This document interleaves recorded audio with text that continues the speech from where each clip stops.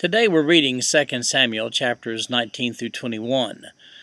David has just returned back from fighting with Absalom. Actually, Joab had assassinated, really, Absalom as he was hanging in the tree, presumably by his hair, and Joab shot 3 darts up there.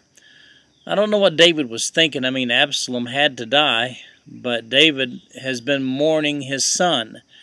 And so Joab goes up, and the folks in Israel, the troops, they're discouraged because David is taking the death of Absalom so hard. So Joab goes up to David and says, "David, man, snap out of it.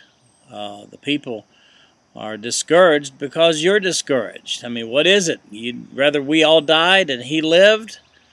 So David then returned to Jerusalem. It's not an easy thing to go back to Jerusalem because, a lot of troops had followed Amasa, as a matter of fact, and they were out for David's head. So now how do we reconcile the whole thing?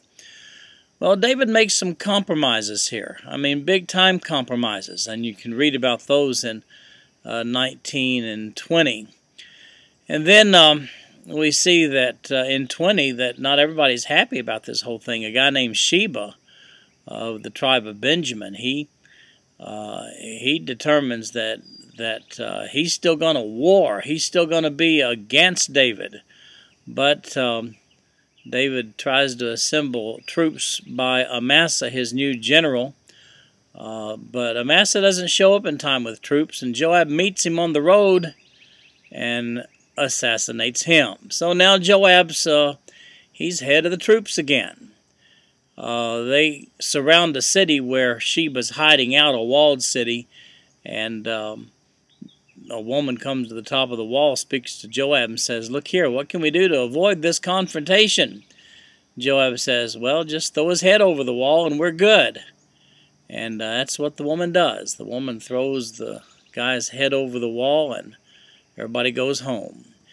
In chapter 21, there's a very sobering story. It's a little difficult to put into context, but I've done that for you in 2 Samuel chapter 21 about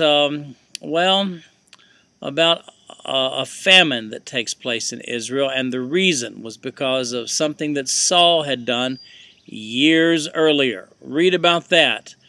That's what's in today's reading, and we'll see you tomorrow.